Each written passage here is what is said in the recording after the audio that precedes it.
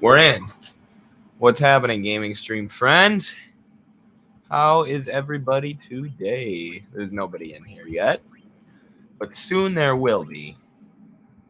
I'll get my sphere grid out of the way. Gonna increase that defense. Carlos and I are gonna do a regular stream later today. I'm excited about that. I'm quite excited. We're gonna talk about this Jewish MMA fighter who beat up like a Nick Fuentes fan, like a white supremacist guy. That's one of the things that I wanted to talk about. And then we'll talk about something else too. I can't remember. Carlos said, all right, let's pick one serious topic too. And I said, we're going to do a 45-minute video about the song WAP by Nicki Minaj and whoever else is in that song. That's like what Ben Shapiro does. It made him popular. What's up, Ware Pilgrim? How's it going, comrade? Good to see you. Good to see you. You're here just in time for my 45-minute analysis of WAP. Prepare yourself. I don't get why the culture war content is so popular. Why it grabs so many eyeballs. Like, dude, who really wants to listen to Ben Shapiro talk about the Barbie movie for 45 minutes? Who are these people? Sometimes Yuna would just stare off into the distance. Like, how hard are people working to astroturf this content? Why.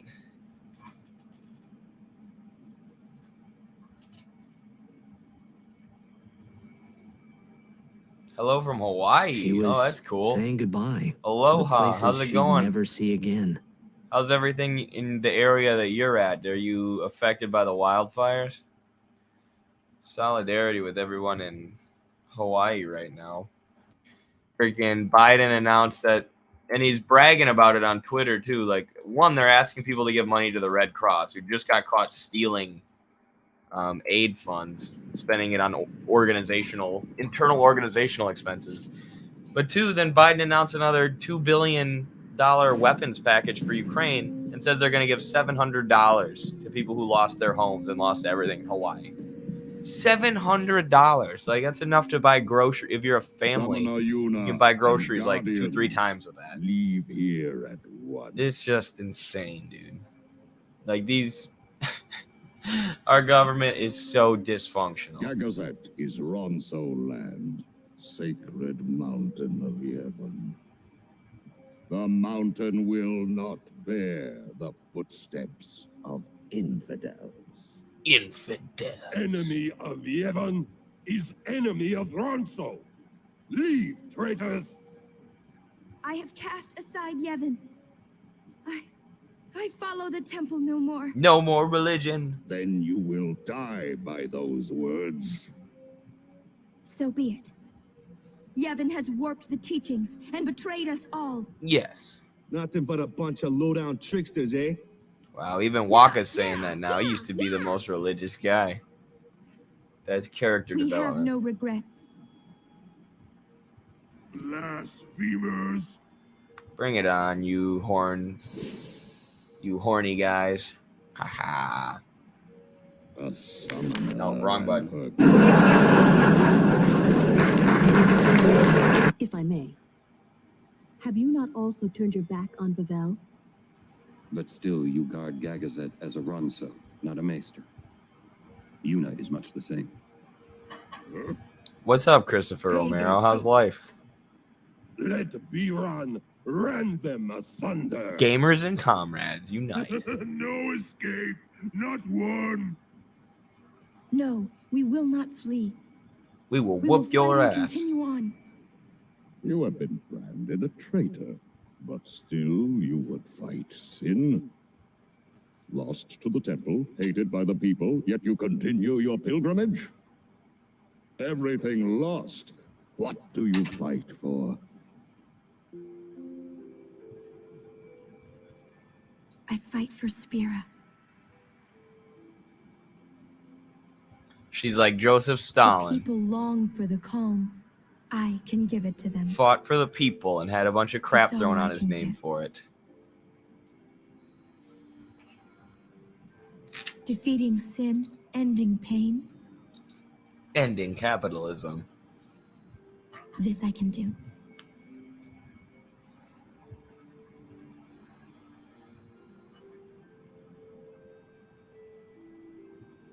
Man, they Even got lazy with that guy's sacrificing face yourself. graphics. This looks like, it looks like N64. He just looks like blurry. Hanging in there, cringing from Ronzo, online discourse. let LOL. them Yeah, I've had pass. to kind of stop Summoner going on Yuna, Twitter just because I'm so your tired of will seeing everyone's is hot take stronger about than Oliver steel. Anthony. And Tempered steel. like, I just don't want to even deal the with it. And mightiest especially like when you Ronso talk to could people not in hope real to life about the bend. same topics and they're like, what is Yuna, wrong with people we online? bow to your will. You know, you just realize how silly it Now is and how go. disconnected most online The leftists are sacred from the heights of actual working Gagazet class and from the welcome you. consciousness of the country. So I've just No, been thank you. isolating myself from it because I don't want those cringy antisocial online leftists to even influence my thinking. Right? I don't really care Zanarkand. about their feedback, so I've just been trying to Yeah? ignore it and focus on As feedback if you from people believed who it. I like and who I know in real Maybe I life and do. who I respect. The one on the other side here is And I feel like that's somewhere going a out lot there. better. Somewhere, yeah? Like, we're getting a lot of hate, Midwestern Yeah, marks, but cheer we're up. also growing a lot this week. So it's important to give yourself a break from the online left and not cave to them, because you know there's a reason when you start to grow in popularity they start attacking you. And it was really interesting to see how Unit. once we Strike. landed the interview I'd with say Oliver acknowledge he's Anthony, driven. Don't you it was think? no longer just the leftists who were mad. That's It why switched she- to the right being When weak mad people are because they're driven, mad they that can't go Oliver far Anthony would before they talk to a break. Marxist. She keeps going. And it just shows that these terminally online leftists, these ultras, and the right serve the same purpose of protecting capital. You know, the left makes a mockery out of Marxism, right? It makes a mockery out of class struggle while calling themselves Marxists. And then the right points to the ridiculous leftists and says, this is what Marxism is. This is what communism is. And, you know, when anyone like us says, no, communism is just the real movement of history, the struggle of the working class to end the mode of production. It has nothing to do with a lot of the nonsense you see from leftists. You get, you know, attacked by leftists and the right simultaneously. How dare you actually popularize communism? Right? How dare you use populist rhetoric or organizing tactics to popularize communism and help people, Small voice. help the masses embrace the ideology more. But meanwhile, Oprah is scooping up land in Maui like crazy. He owns like 2,000 acres. Jeez.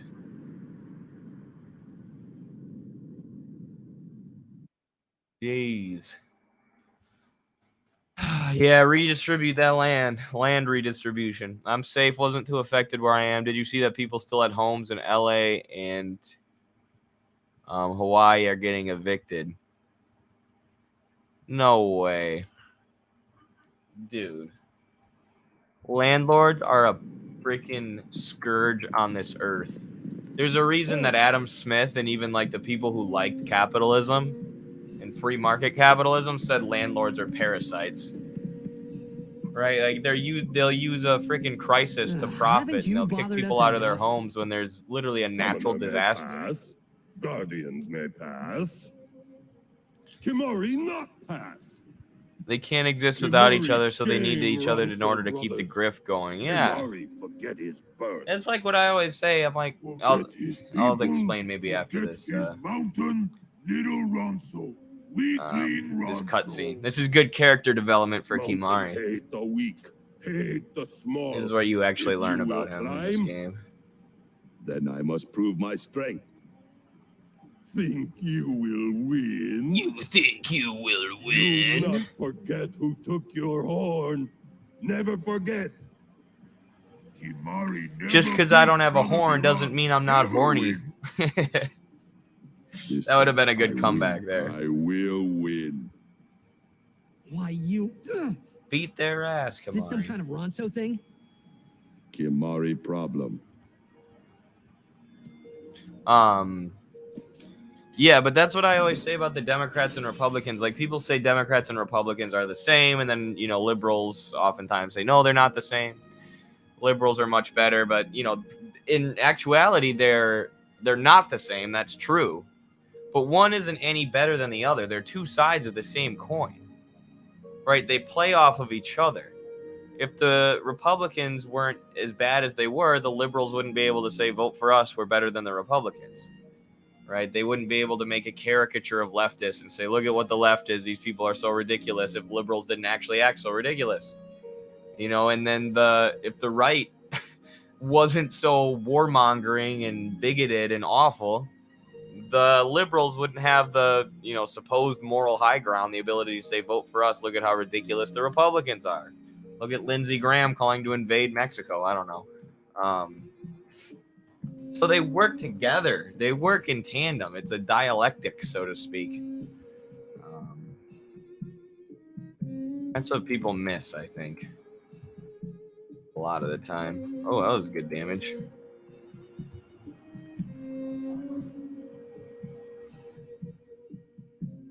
Eddie, what's up? Ouroboros snake? Are they talking about horns or something? Yeah, these are Kimari's like childhood bullies, and they stole his horn, which is like a big deal for the Ronso people.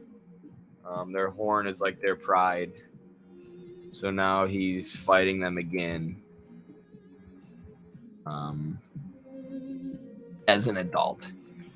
Kimari's actually a good character. He doesn't talk much in the early game, and you think he's kind of an ass.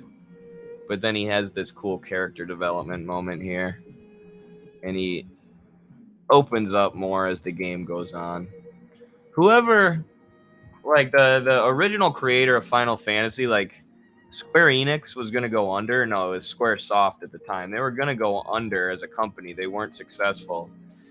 And then before, they were making like action games and like, you know, side scrollers and platform games and stuff, shooting games. And the creator said, I don't think I'm that good at making an action game, but I think I am good at telling a story.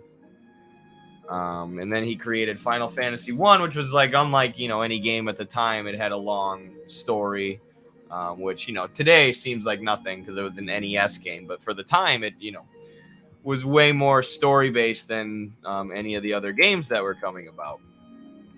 So Final Fantasy is really like, the gameplay is fun. You know, in some games it's more fun than others. I like the turn-based, you know, style of gameplay. Even though the more modern games are going away from that, but it's more so based on the story, and all the stories are like, there's politics in them, and they're pretty deep for video games. So that's why I really, really like this series. I also, Kingdom Hearts was like one of the first games I ever played as a kid with my cousins, who introduced me to video games. So I kept seeing these Final Fantasy characters in Kingdom Hearts, which, if you don't know, is a mix between Disney and Final Fantasy. I was like, who are all these cool characters? I want to play their games. Oh, here we are. Do you ever play 7? Yeah, I've beaten 7 twice, actually, which, you know, I'm a nerd. I'm going to do that at some point for the gaming stream. I kind of want to do Final Fantasy 7 Remake also. Or, you know, rather than the older game. But the old game, you can play it on mobile now, which is cool, but you can also like speed it up really fast and kind of zoom through it, which is fun. And I'm pretty sure the stupid modern gaming company that is Square Enix and all modern gaming companies, I'm pretty sure they split Final Fantasy VII into episodes. So you have to buy each episode, and they're kind of ridiculously priced. It's like, come on, bro. But I hear it's awesome. Dude, bro, do it, bro. The remake is fire. Nice, yes. I hear 16 has an awesome story. I never played that.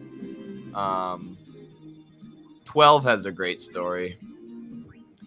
When you're going to analyze the story of 15, its development, I still have to go back and finish 10. Nice. I've played 15 too, at least the Pocket Edition. Wrong is Kimari.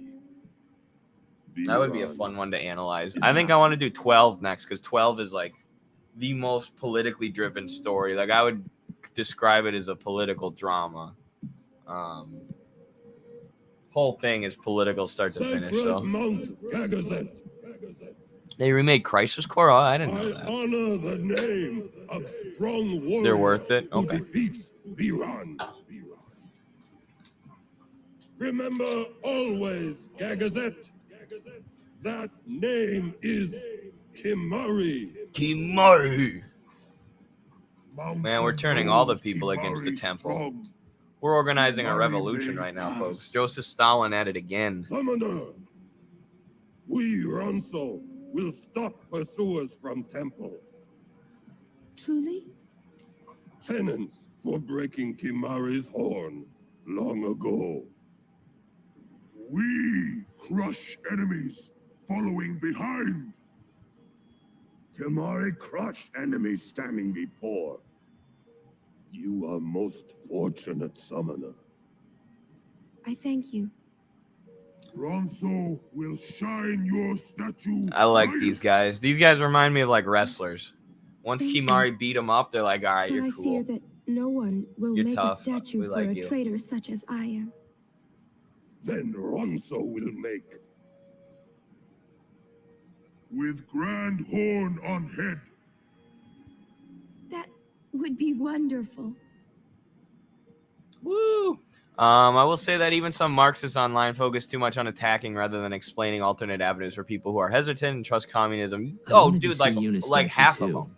but I wanted to see it. Yeah, it's definitely not just like, With Una by my you know, side. when I say radlib, I'm not talking necessarily even about people who consider themselves liberals, like I am. But I'm also talking about a lot of Marxists who just think Marxism is when you like take liberalism and then you threaten to like kill anybody who doesn't agree with liberal social values. Or you say that anyone who doesn't agree with liberal social values, you know, should be canceled and condemned. It's like, that's not Marxism. Marxism is a critique of liberalism. Right? Marxism is based on class analysis. It's not based on like liberal social values and like pushing those on the working class or canceling them if they don't embrace them. Right? Marxism is about class struggle. It's a different worldview, as Carlos likes to say. And a lot of these Marxists don't understand that because they don't read anything other than tweets. You know, which we're all at different levels of development, but there are people who, you know, the only theory they've engaged with is Hassan Piker. It's like, that's fine. But he's like mostly talks about social views. He mostly talks about culture war stuff. You know, he's not teaching Marxist theory on his streams on a daily basis. So you have all these people who I feel like they call themselves Marxists because they enjoy the social group. They enjoy the social aspect of it, ganging up with people online and canceling others. And it makes a mockery out of Marxism. It makes a mockery out of what a socialist is supposed to be. Yeah. And it prevents socialism from being popular. They're gatekeepers.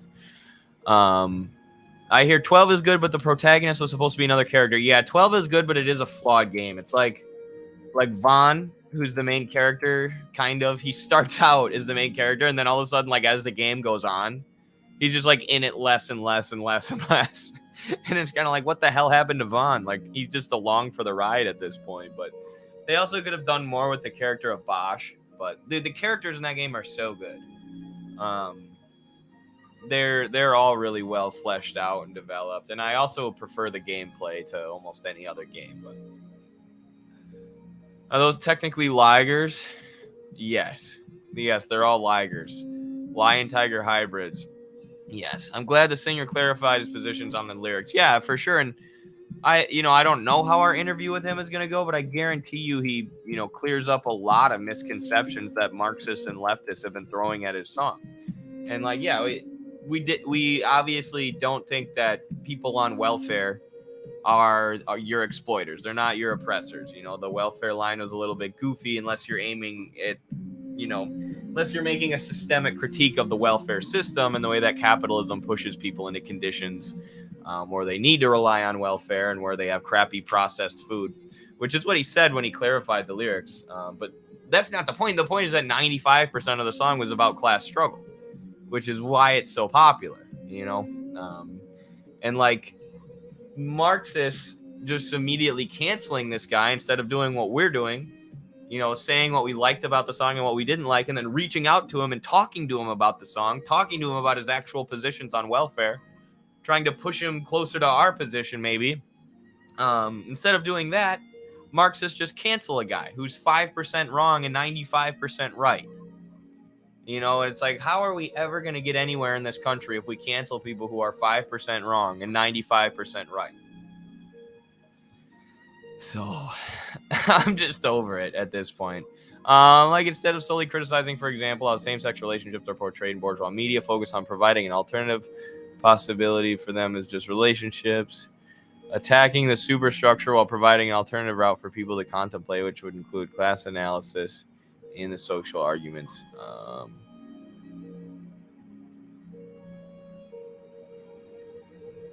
All right, people. That's what the culture war is. It's just it's hyper focused on the superstructure and on superstructural battles. And some of the people, I've even said this about Kyle Kalinske, they don't focus on class and economics enough. So they just talk about politics. Politics is part of the superstructure too, right? And that's fine. You know, we need political analysts and political scientists, but if you don't understand the base, if you don't understand the structure of the economy and how the economic ruling class controls the political class, then you're just going to be following politics like it's a high school drama or something. You're not going to see the motivations behind a lot of these politicians. You know, then of course they focus on culture war stuff, which is also a part of the superstructure. There's a lot of not so much anymore, but there used to be a lot of just blind critique of religion without talking about how organized religion, so to speak, and religious institutions reinforce the economic base. Like, Marxism is about understanding that economic base and, you know, the relationship it has to the superstructure, sure. But if you just make all your analysis of the superstructure, that's not Marxism, dude. That you're just going to become a rad lib. Absolutely, we knew that, but with the gaslighting Twitter Marxists, it was good to have clarity, for sure. Couldn't have said it better myself, comrade. You get a ding for that. Twitter Marxists and their takes scare me, but it makes sense since they're all hyper-paranoid, non-dialectical, or theory-based. And I think they're astroturfed. Like, there's some, you know, not to complain, like, I don't care if people ratio us on Twitter or whatever, but there are some responses to us by people with like 200 followers that would all of a sudden blow up with all these random accounts that have been created in the last week or two, you know, liking them. So a lot of this discourse is definitely being astroturfed and boosted by nefarious forces, you know, and that's what I always say. Like, the CIA doesn't necessarily need to have feds, or I mean, sorry, they don't need to have plants. Like, I don't think Vaush is on CIA payroll, but I would be very surprised if the CIA wasn't boosting his content with some kind of bot, right? So they're not necessarily creating the creator, manipulating Vaush himself, but they are through boosting his content, setting the stage for the puppets to emerge. By making it possible to get rich and famous and prosperous by being Vaush, playing video games and being pro-NATO. You know, that's what he does, and I'd be willing to bet almost anything the CIA, or maybe not the CIA, but the NED or various NGOs boost that kind of content for him, whether directly or covertly. I mean, there might be a direct connection because Vaush did get caught during the Jackson-Hinkle debate.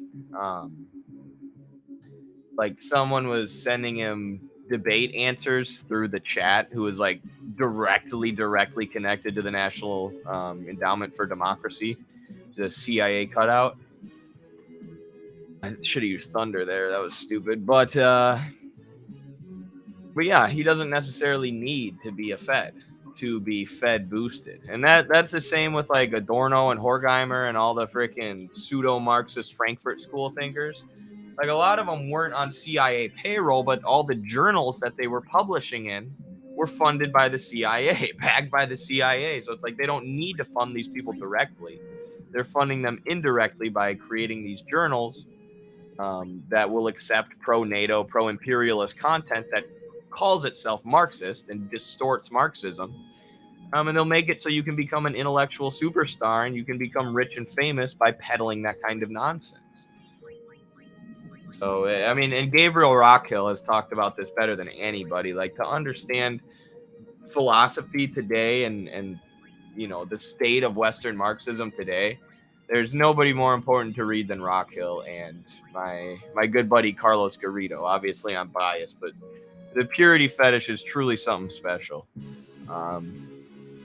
It really is. So, yes, it's a fundamental misunderstanding of infiltration of the left and the application of bots. Absolutely, absolutely. And in the modern era, in the social media era, in the era where you have outlets like Midwestern Marx growing in popularity, you better believe the CIA and stuff are using, or the ruling class is using bots and, you know, any techniques that they have to manipulate social media. That was stupid. Because why would they not, right? Why would they not? And we've discussed doing the same thing, but I'm against it because I know that that's against the terms of service to use bots, and we don't want to give them any reason to shut us down. You know, so it's hard to combat the botting. You know, you can't really fight fire with fire, I guess is what I'm saying in this situation. At least I don't think it's worth the risk. If you guys want to bot our content, fucking go for it. Just kidding. I didn't say that. Allegedly, in a video game. Yes, exactly. It's a lot of perceptive nonsense that either non-reality or whatever I truly fear is a massive misunderstanding. But I think you feel as I do. It's a lot of bots or whatever. AstroTurf and yeah, dude. Because when I talk to people in real life, they don't think this way.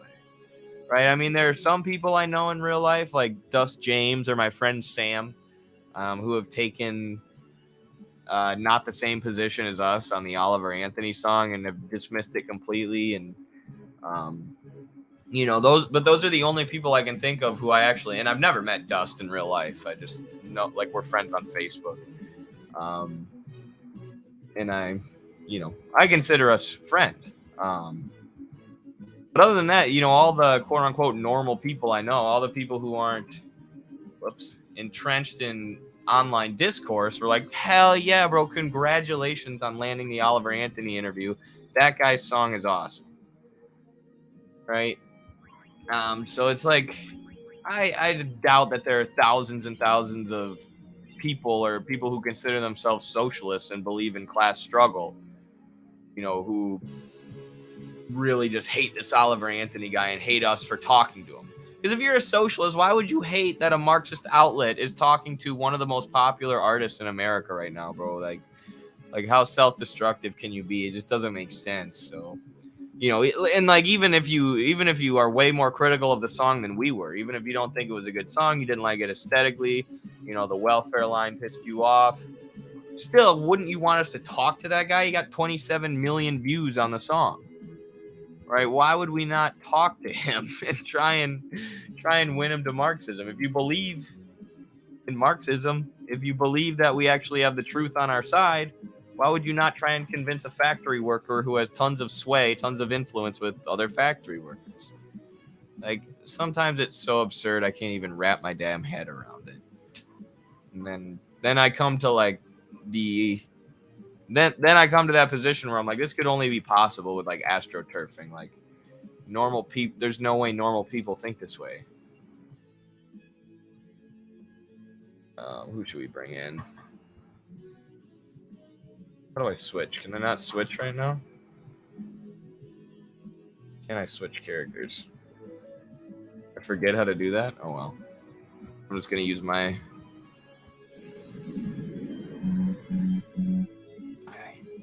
The CIA just made an opposition by socially conditioning them to do the work impressive and diabolical. It is. It truly is, right? That's what I'm kind of getting at. Same thing I'm getting at with like the CIA doesn't need to pay a bunch of agents, right? They've socially conditioned a lot of leftists to do their work for them. You know, and bots and other techniques can help with that. What's this? That's like a chess piece. Graves of summoners and guardians who failed. Oh, that's a dead summoner. All right, dark.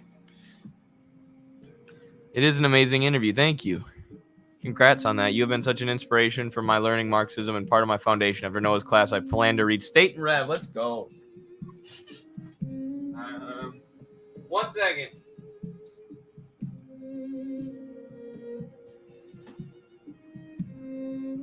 I don't know where my copy is. Maybe I gave it away. I'm always giving books away and then forgetting. But I have a full reading guide and summary of State and Rev that breaks down the whole book. It was made for people.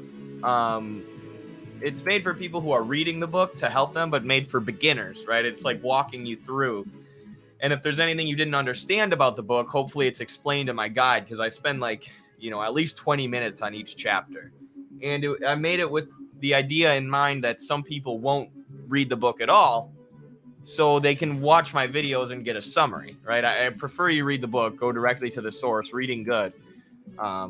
But, I understand that people are busy, people are working, so I wanted to make it so they could get the essence of what Lenin is saying, get an idea of what the content of that book is without, even if they don't have the time to read the book. So it's a very thorough guide, if I do say so myself, not to toot my own horn, but I spent tons and tons of time on it, even researching, like, there's one part where Lenin is talking about different forms of the state, and he's talking about like parliamentarism, and I was like researching like how British Parliament is organized in comparison to the US, so I could understand it and explain it for the guide. I just put a lot of work into it, so yeah, hope you like. Definitely recommend that if you're reading State and Rev. Online Marxists can learn a thing or two from marketing. Any publicly good is yes. Absolutely, dude. I took a marketing class in college. And, not to say good or any publicity is good publicity, but in a way it is, right? And if you're always caving to the online left when they get mad at you, you're going to be shooting yourself in the foot when it comes to blowing up and when it comes to reaching a wider audience, getting out of the leftist echo chamber and getting these ideas to new people. Sublating the audience is what Carlos and I call it. Because you're maybe getting rid of some of the leftist elements of your audience, but you're, in doing so, you kind of break through and reach more normal people, quote unquote, normal people who are having leftist ideas of class struggle gate kept from them by the antisocial, crazy leftists, for lack of a better word, the rad libs. So, yeah, and that's why I keep saying, dude, Marxists need to start thinking strategically with their brains and not just morally with their feelings. Like, there's a place for morals, right?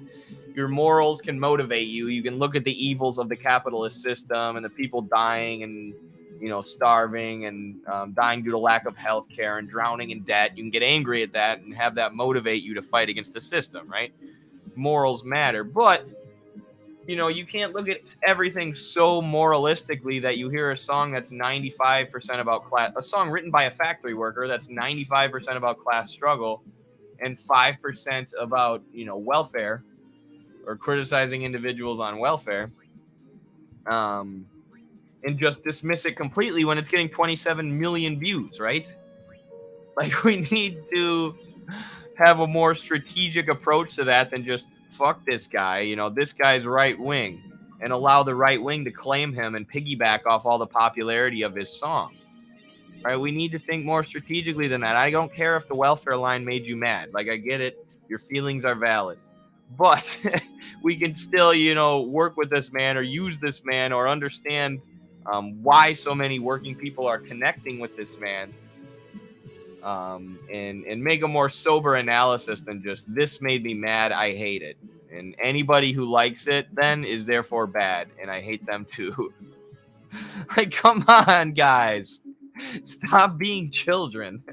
I'm sorry. I know, Christopher Romero, you said you're done with online discourse, and I've just been talking about like the most online thing, like the center of online discourse the past few days, but something's happening now with Midwestern Marx that used to happen when I still had the TikTok with 400,000 followers almost.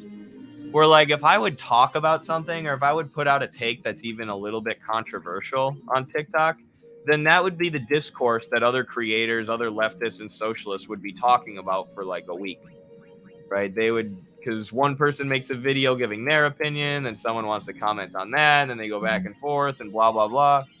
And we would always like not dominate the discourse, but, you know, we would heavily influence it. And now I see that happening with our YouTube and with our Twitter. Like, if we put out a controversial opinion, Twitter's going to be talking about it for a week. This is kind of another level. Now we have like the Majority Report quote tweeting us and stuff, but that's good. You know, it's good to it's good that we're even on the Majority Report's radar. I wonder how old you are now that you're watching this sphere. Because as communism gains popularity, we're going to have to make ourselves, distinguish ourselves from the Sam Cedars of the world. Oh, by the way, Jekt and Oren send their regards. So far, our journey has been very entertaining. Of course, it is a hard journey, but I have no regrets. It is the path. All right, enough, Braska. Yuna, when you have grown, you will have to find your own path. Do what you must do the way you want to do it. Doors will always open themselves to those who do. Listen close, Yuna. Your future is yours to make. Live the way you want to. Whatever do way what that you may want to be, do. You have your father's full support. Thanks, Father. Now I'm going to take down the entire temple of Yevon. Be with you.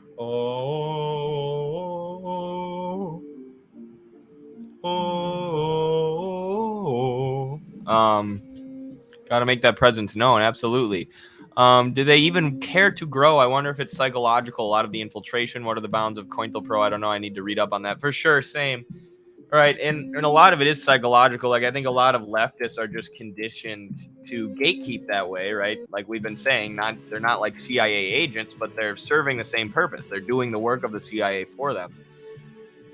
And there's various ways, you know, that the ruling class has gone about, you know, sort of brainwashing people in this way and getting people to act this way. But I always go back to this one girl who called herself a Marxist and ended up like sharing some DMs that I sent her in private on Twitter and saying that I should be canceled for it because I asked her to treat me like a human because she kept calling me cis-het and saying how I couldn't have certain opinions because I'm a cis-het white man. Like, can you just talk to me like a person? And she was like, that screenshot it, shared it on Twitter. Look, Eddie doesn't even acknowledge his privilege, blah, blah, blah, blah, blah. But anyways, that girl was pretty big on TikTok. And she made a video once saying, like, you know, white men shouldn't be recruiting people to Marxism, right? White men shouldn't be bringing people into our spaces was the word she used. Meaning like her, and I know this girl like spent a lot of time online and like online leftism was her social group. And she was kind of like the top dog among all these young kids, these TikTok leftists and socialists. You know, they all like looked up there and like basically worshiped her. But she made a video once, saying like we shouldn't recruit people to the left because, you know, you don't know how people in these spaces are going to feel about that. And, you know, cis-het white men are just so bad. They'll ruin these spaces for us and they'll make people uncomfortable. And I'm like, wait, so this whole time I had always assumed the goal was to grow the left. The goal was to recruit workers to the left, to bring people into leftist ideology, to teach them, to help them develop. And now I'm hearing that some leftists don't even view that as a goal. They view the left growing as a bad thing because because it might mess up their social space, their social status, right? It might mess up this online leftist community where everybody's supposed to think and feel the exact same way about every issue. And that was a big light bulb for me. I'm like, oh, some of these people literally don't want to grow the left, right? Their social status is embedded in being a leftist, and that's the only reason they are a leftist. And they're literally fighting against the left growing because they think it would ruin their, like I said, their social status and their social or their position within that social hierarchy, which is all, you know, basically online or mediated through the internet. So that was a big light bulb moment for me. Like, oh, some people are literally not only are they not trying to grow the left, but they're actively against growing the left. And they'll say it out loud, whether they're conscious of how ridiculous it sounds or not. you know, and then they get all these pats on the back from online leftists for their virtue signaling. We're like, yes, speak on it, Queen. No white workers will be part of Marxism in the future, even though 70% of the country or whatever is white. Like, Aren't what? sent to the far plane. Why not? That dragon thing is really moving to the beat, LOL. What's up, Were Pilgrim? I didn't know you were still here. Definitely. Many have become fiends, and they may want Yuna's company. He be moving to the beat. Yuna will be fine. Tumblr did a number on their psyches. I wonder if Tumblr's emphasis on aesthetics over substance influenced their mentality. To be fair, mainstream culture doesn't help either, for sure. But it absolutely was. Angela Nagel got canceled for this book. But if people read Angela Nagel's Kill All Normies, which talks about the kind of culture that existed on Tumblr, and ironically, she got canceled for writing about it, but she talks about the extreme left, like these leftist, you know, people who have extremely radical social positions, like fringe views, and talks about Gamergate and stuff. But yeah, and that kind of stuff used to be isolated to Tumblr. I remember, like, growing up, Tumblr was always kind of a joke. You knew that's where, like, the quote-unquote social justice warriors hung out. The extreme leftists, and not necessarily left on economic policy, but social views pretty much exclusively. And, you know, I think in many ways that became TikTok. You know, that's now become TikTok. You know, and a lot of those people grew up, obviously, and some of them, I'm sure, grew out of those views. But yeah, a lot of the people who consider themselves the left, or who even consider themselves Marxists, like, grew up on Tumblr, and that definitely affected them and taught them that, you know, there can be no tolerance for people with other views on social politics, right? If they don't accept, like, that all white people are settlers and they're all inherently just super racist and we can never get along because racial divides are too deep, you know, which is a deeply reactionary and, like, racist way of viewing the world inherently. But there are a lot of people who are like that, and that's what they think leftism is. That's what they think Marxism is. That's what they think socialism is. And then the right tells the working class, yes, this is actually what socialism is. It's when you're a Tumblr social justice warrior. And then it's our job to explain what Marxism actually is. But at least, thank God, we have theory. Without revolutionary theory, I don't know what the heck we would do. Because people who have read theory can see through the BS. And people who have actually gotten heavily involved with organizing on the ground and have gotten involved with labor organizing and stuff like that, because that helps you cut through the BS as well. Like, real easy.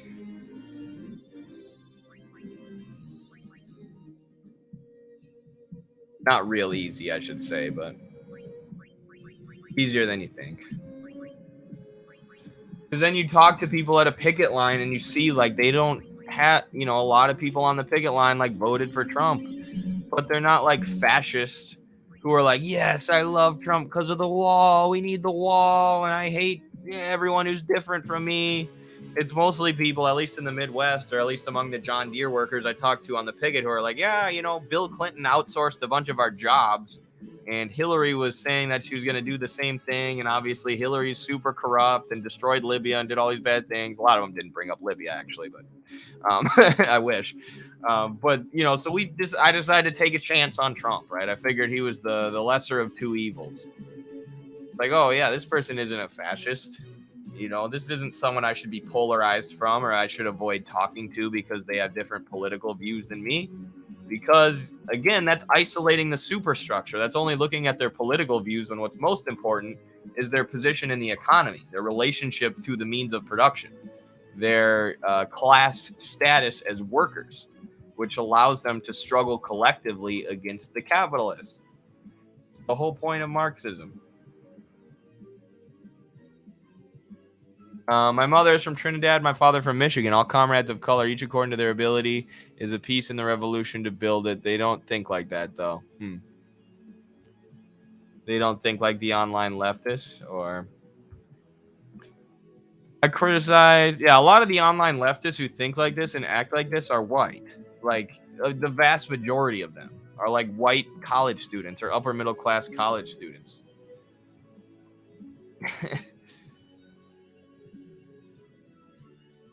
I criticize the wording of a lot of conservative Marxists too. They have good critiques, but their own bias in front of objective class analysis. Yeah, it just turns into a lot of the time, this is my critique of them, it turns into a lot of the time just them doing culture war stuff, right?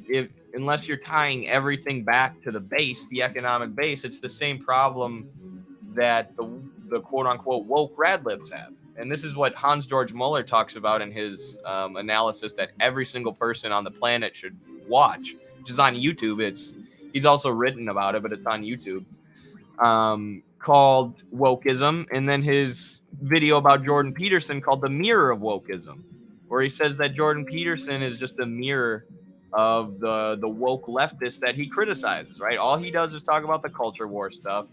All he does is distract people, says, you know, you can't talk about the economic base. You can't talk about the system. You can't criticize the system. You're too lazy and selfish, and you just have to clean your room. And he serves the same purpose of distracting people from class struggle that the woke leftists he criticizes do. So he's a mirror of wokeism. And everyone should read Hans Georg Muller's analysis of that. It's so good. And everyone should also watch his videos on that. And everyone should also watch his videos on prophilicity, which also explains the way that a lot of the online radlibs act. Because we live in a world where everybody's sense of self or sense of identity is tied to their online profiles. So people see online virtue signaling and canceling of people as a way to build up their profiles and get social clout. Right?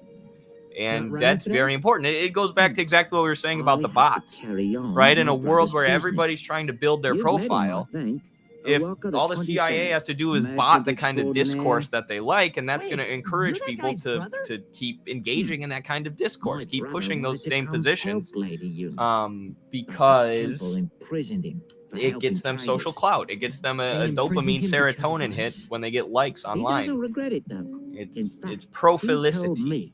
Before they took him. Don't clean your room, bucko. My room's clean, baby. Why would your brother do this for us? I need to organize a bit more. Hey, this isn't the time for talking. There's dealing to be done. I have no idea what this guy's talking about. It's another Owaka? Cool. Holy cow, why are these expensive? Oh wow, you can attach a lot of abilities to these. Should probably buy one of these, but I don't know. I don't really care. We're crushing everyone anyways. We're already the goat. Sure he's doing the same. Thanks. Oh, praise be to Yevon. I hope I'm going the right way. Can you open the map in this game? Let's use her overdrive just for fun. Just for fun, let's just blow these guys up. Bomb and sure. Nice. Kinda thought that would do more. Oh well. Ow. Hopefully this works. Oh, it worked on all of them. Let's go. Atta boy, Kimari. Who even knew he had that in him? Gosh, I gotta get Orin out of here. He's getting too overpowered. His strength has increased again. He's already doing so much damage. Spread the experience, spread the love, because I believe Orin in the late game is actually like your worst character. Because he's really, really good at the start, but he doesn't scale as well as like Titus, aka Stalin. If I remember correctly. Where are my abilities?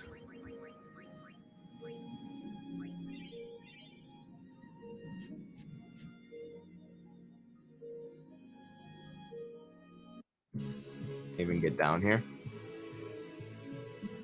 Ouch, why did they get to go first? They killed my boy. They killed my girl. I have to use a Mega Phoenix down. I didn't want to do that. Oh well. It'll be alright.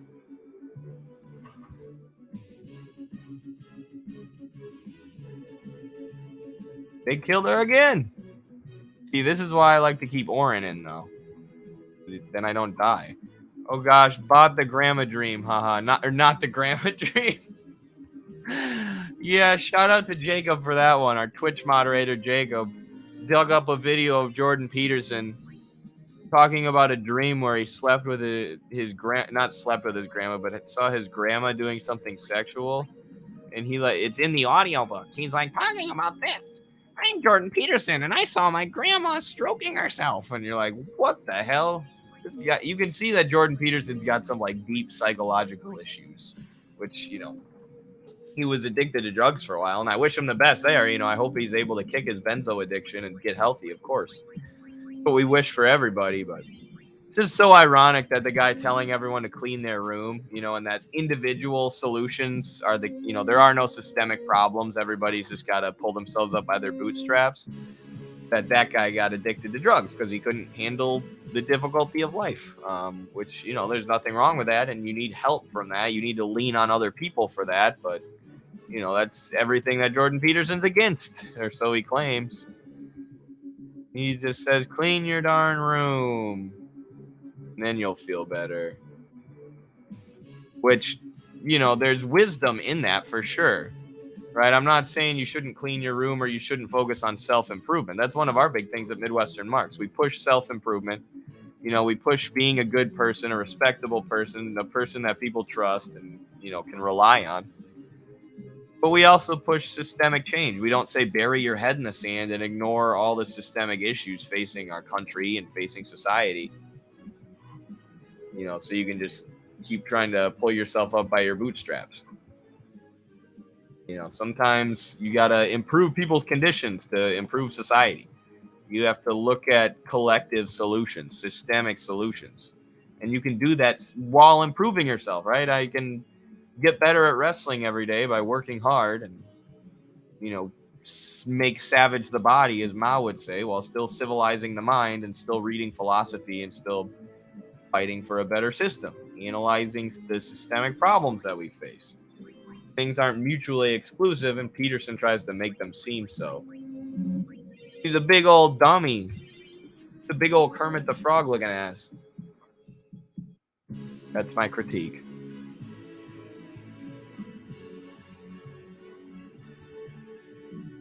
Should we get Waka in here? Hit this thing. Boing.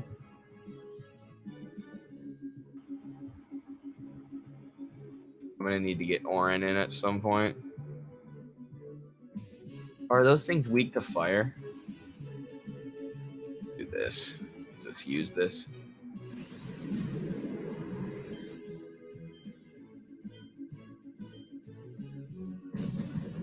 Oh. That was not ideal. Not my best.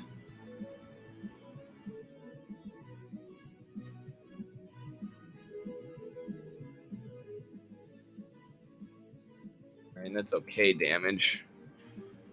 Peterson has no gains, can't be trusted. Exactly. Like what does that guy even put up on bench, do you think? Probably close to nothing. So what does he really know about self-improvement?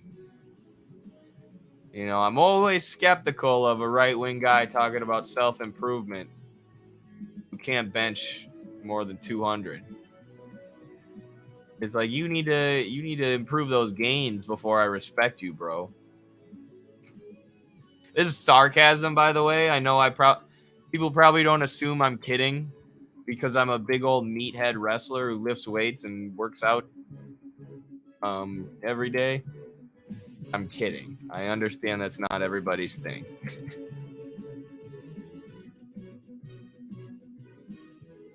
Can we just reflect on JP's dream about his Grammy? I don't want to think about it, man. It makes me grossed out. It makes me highly uncomfortable. Uncomfy, so to speak. Wait, what? that?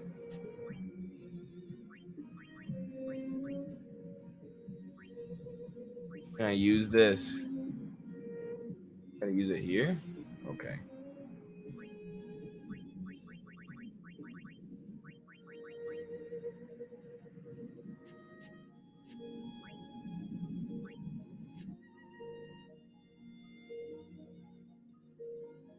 What's up here, man? I have no idea what direction I'm going. This is the most twisty-turvy, topsy-turvy map in the game.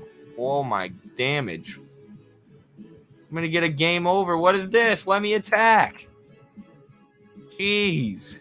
What the fudge was that?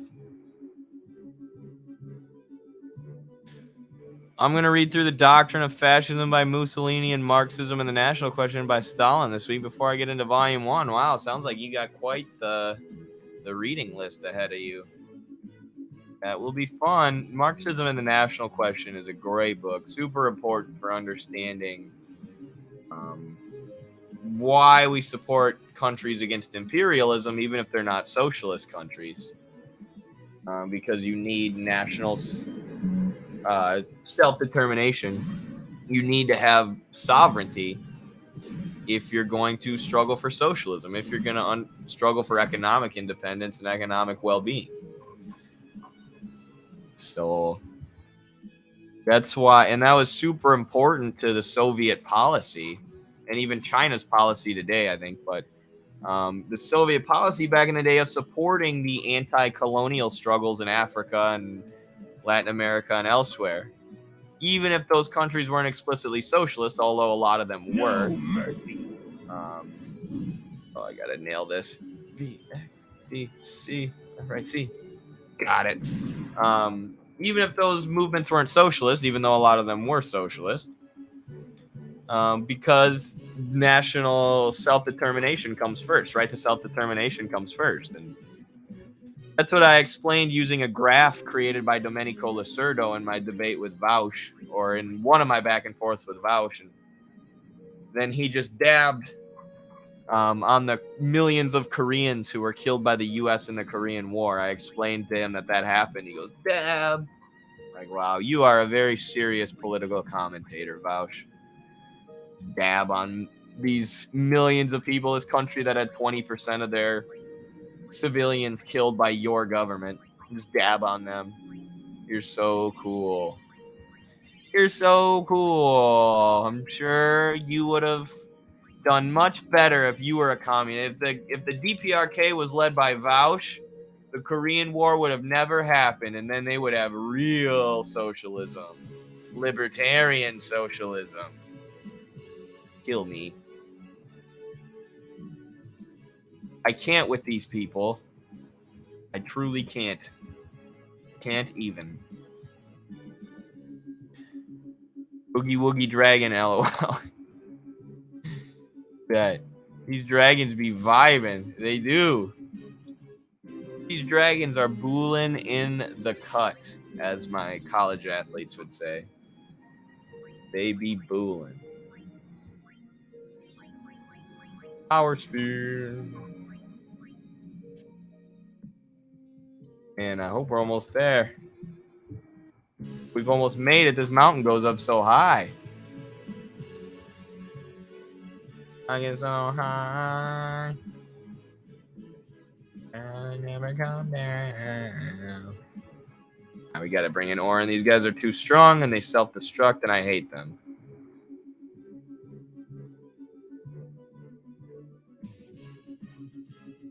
What's this do?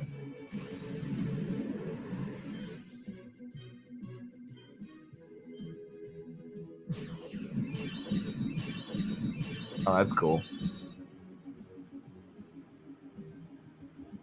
Didn't do much damage, so.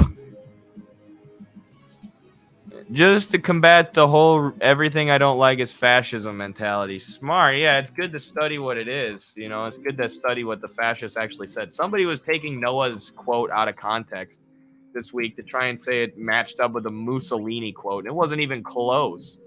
It was not even close to the same quote. I'm like, is this a joke? Like, are you guys trying to embarrass yourselves? But Yes, very good to actually read it so you can know your enemy. Know what fascism actually is. Know what it's all about, which ultimately it's about class collaborationism, right? It's on, let's ignore class differences so we can talk about, our people is one people, one great nation, blah, blah, blah, blah, blah. And usually that comes with a lot of bigotry and, hyper nationalism. But like, that's Ukraine. That's the Ukrainian nationalists right now. Let's stop focusing on our class differences. Let's stop focusing on capitalism and class struggle and the differences between the rich and the poor and the working people in Ukraine. And let's just embrace Ukrainian nationalism. We're all one people and we're better than Russia. And the Russians are evil and the great Ukrainian race is, the real race. That's why we shouldn't speak Russian. And ignore any class differences. Ignore the people exploiting you. Ignore the fact that the U.S.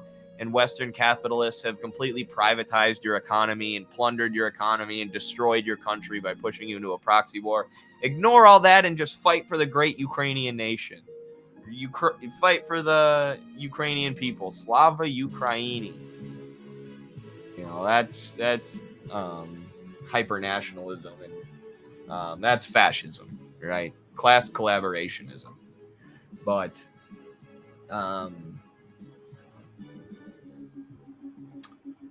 I had something else to say. I can't remember.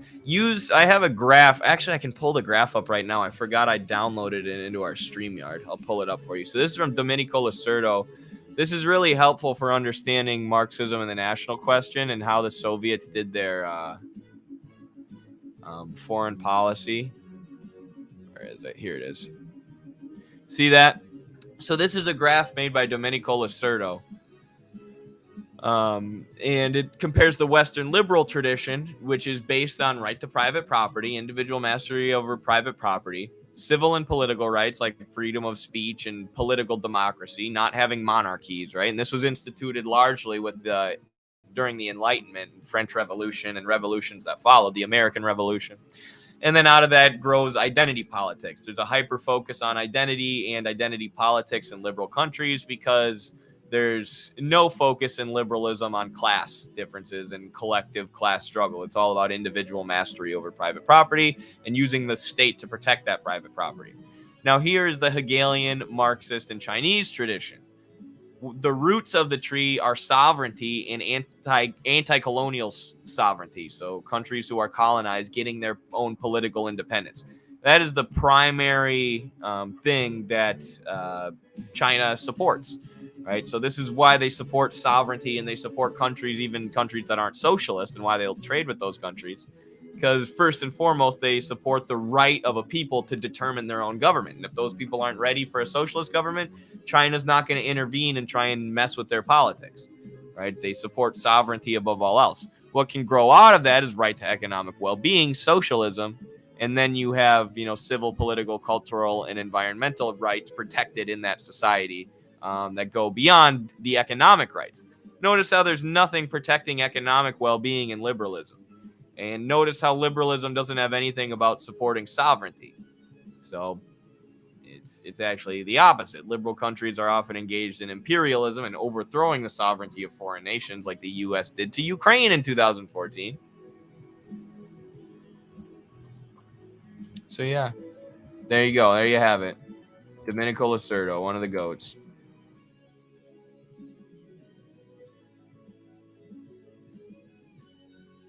Kill this thing.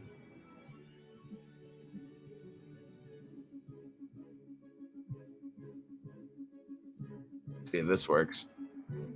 It worked. Nice. Dark magic.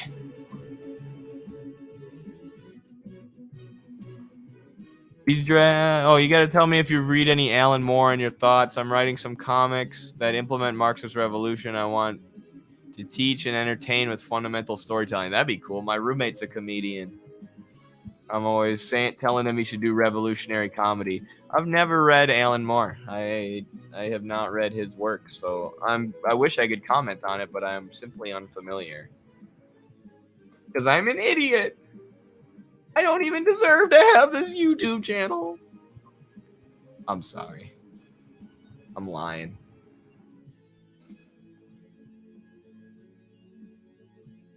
Come on, kill him. Dang it, Stalin. This is why we need more training. Oh, dang it. Why did I do that? And Waka just hit himself. How do you hit yourself with a ball, Waka? Goof. Now you're dead.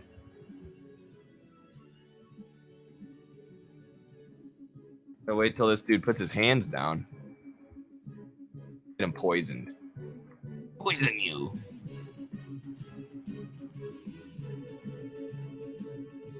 Dang, that poison does a lot. You gotta start poisoning more people. Wow. Alright, fully heal up. Thanks for the graph. Speaking of Noah, are you guys still going to do Elden Ring playthrough? Definitely, eventually. I just don't... It's all... I want to play on console, because I have a capture card that I haven't used, but Noah wants to play on PC, and I want to get a hard drive to store all our videos on before I start just loading more games onto my PC, because I want to be careful with storage, and I also want to start backing up our videos for when TikTok inevitably bans us again. So that's what we're waiting on there. I think I've explained that before, but yeah, that'd be really fun to play through with Noah. It'd be really fun to do these like not alone. Like I really enjoy these gaming streams because I can just get a small portion of the audience and engage with you guys directly and talk to you directly. But it would also be fun to talk with Noah or Carlos while playing some video games. And then you guys could see like the more relaxed side of Carlos. Like he's always nervous. You know, he always wants everything to be super professional, but he's a fun guy to hang out with when he's relaxed and not trying to be professional. So I'm always trying to get him to loosen up a bit. That's what I'm here for. That's my job at Midwestern Marks. Get Carlos to loosen up and tell Noah to stop interrupting people. They're my boys. My two bestest friends. Two of my bestest friends for sure. Even though I've never actually met Noah in real life, which is kind of crazy because we talk so much. I'm kind of expecting him to be like a little person or something. Or he's got some kind of thing that he's been hiding from me, or I'm going to be taken aback by his physical presence. He's been lifting weights like crazy, though. Probably getting swole. I want to meet a choreographer for these monsters animations. That person is a genius, LOL. I wonder who it was. We can look it up. You know? I know. You like how they're dancing? We're pilgrims into these vibing dragons right now. I know. I still haven't thought of anything. Me neither. What are we gonna do? We'll do something. We just don't know enough yet. Until we do, we really can't help Yuna. Let's go to Zanarkand. We'll find something there. It'll all come together. I know it. Hey. Hmm? Just now, you sounded Read like Watchmen? You know? Okay. Star of the Zanarkand Abes. Didn't anyone tell you? Aha! Huh? He's back! Dude, how many times have we killed Seymour? The son of Jack. We have beat this Riku, man's ass run ahead and tell repeatedly. You He are keeps not coming letting him back. alone. Just go. Noah height reveal when hashtag Team Short Kings. I think Noah's even shorter than me. I'm pretty short. Obviously I'm a wrestler. All wrestlers are short for the most part. Son of Jack. Not all of them, but I'm like 5'7". Probably 5'7" and a half if I'm being honest. I know most men exaggerate their height though, and height doesn't matter to me. I've always wanted to be short because that's kind of good for wrestling. So never cared about being tall. So I always say like, I think my driver's license says like 5'6". I always underestimate my height. I go the other way. Before I leave. Try to be a humble beast. Yours was truly a gallant race. Seymour's definitely compensating for something with his hair. To bar my path. Trying to force Yuna to marry him and stuff. He's definitely not packing, if y'all know what I mean. No. Where's my wallet? Now I want to see how Kimari. tall it says I am. You could end the suffering of this poor Ronso. I don't understand you. Allow Kimari to Can't die find it. and release him from his pain. Spira is a land of suffering and sorrow caught in a spiral of death. To destroy, to heal Spira, I will become sin. Yes. I thought you were 6 feet. No way. I wish. Come with me, Yuna. Short like Stalin t-shirt. That would be lit. And then Once it's like I me, have Stalin, become and the next Noah. sin, And it's got like our heights your next to our father will heads. be freed. Like 5'4", 5'4", 5'7". I like it. Dude, we have so many good shirt ideas that we just have to implement. Like, it sucks because none of us are graphic designers. So, like, it's really hard to... Carlos has made some good shirts, but it takes time and energy, you know. Noah and I have not. Noah probably could, but he doesn't have the technological capacity. Your meaningless existence with it. And I don't have the art capacity. All right, bring it on, Seymour. I'm ready to fight you for the 700th freaking time. And he killed me. All right, I'm going to open up the walkthrough quick. Make sure I don't mess this up.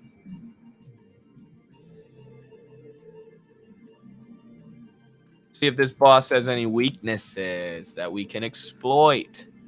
Not like exploiting his labor, but beating him up.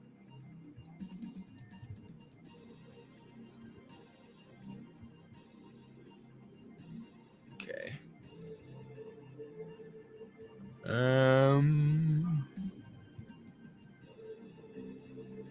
Poison him, Histega.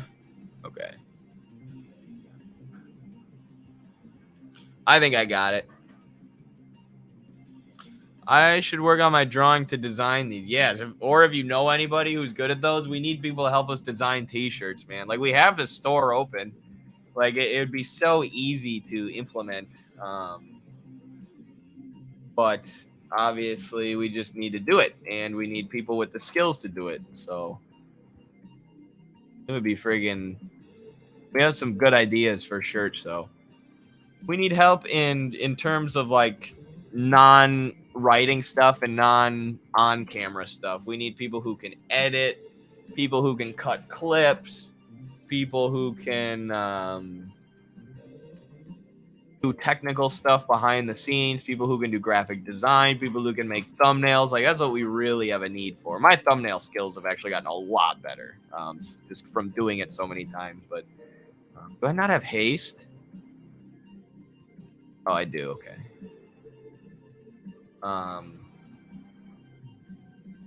But, you know, it'd still be nice to have someone doing, like, nice thumbnails. Having a video editor would be sweet, but I've just never been able to find video editors who are that consistent. And a lot of them just want to do their own thing. They don't really want to, like, take instruction or just, like, cut clips like I tell them, or take clips off of Twitch. They're like, why don't we work on a documentary together?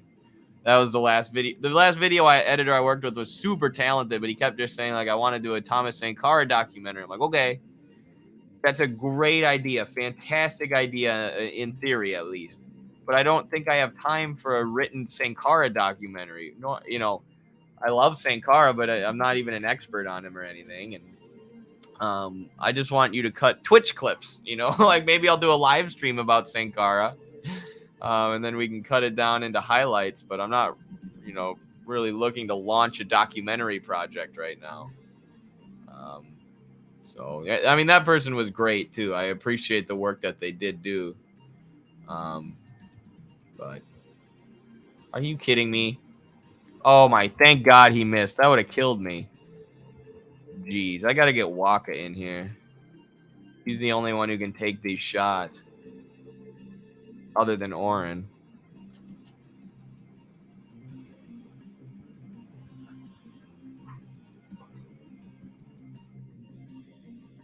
All right, get in here, Waka.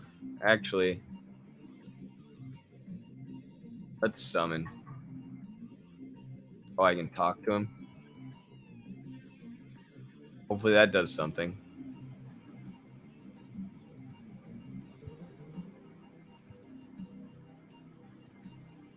Magic defense. Woo!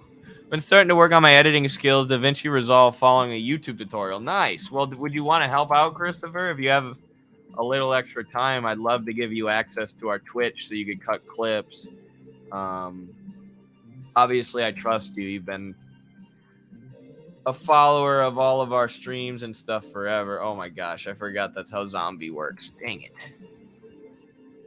But yeah, if anyone's down for that, I know it's like not the fun work, which is kind of obviously part of the reason I want to pass it off on someone, but not necessarily because it's not fun, just because it's so time consuming for me and so tedious. And like, I used to not think about it this way, but Carlos made me start thinking about it this way. It's like every second that we can get you working on like filming TikToks, filming streams, like that is what your skill is, what you're talented at, right? And so that means reducing editing time, reducing time spent doing other tedious tasks that other people could do better than me.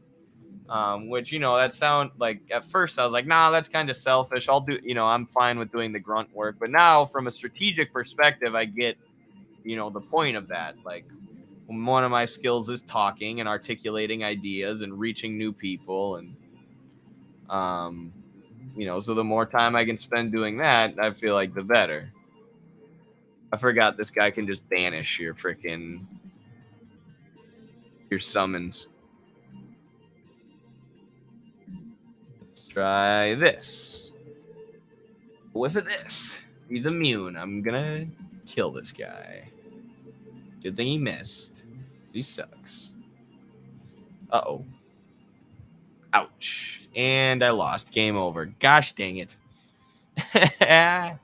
Poop! That's like our second or third game over in this playthrough. Well, I'll probably end the stream here then because we've gone about a minute 20. I mean, sorry, a minute 20, an hour 20. So I'm probably going to level grind just a bit before we take that guy on again. What's that? A minute ahead? Yeah. Probably level grind just a little bit off camera. And then when we come back, we'll kick that guy's butt. Some of my characters, except Orin, are just a little under level. But I'm also going to stream with Carlos in about an hour or maybe less. So stay tuned for that. Obviously, that'll be a much more professional, much more planned stream where we focus on politics and theory. And we're also going to be analyzing this video of a Jewish guy beating up a Nick Fuentes fan, a white supremacist. And then I'm going to try and challenge all Nick Fuentes fans to a wrestling match / boxing match. So that should be fun. That'll be on the Midwestern Marks YouTube. But make sure you subscribe to the Midwestern Mark or subscribe or follow the Midwestern Marks Twitch to stay up to date with all of our streams, including the gaming streams. Eddie Lagersmith Gaming on YouTube for those who enjoy these. And yeah, Midwestern Marks everywhere else. Thank you all. Solidarity. We'll see you during the tonight stream. Let you guys know if I feel confident enough in my editing skills. Yeah, just let me know, man. Sounds good. Appreciate y'all. Solidarity. Ugh, excuse me. Solidarity.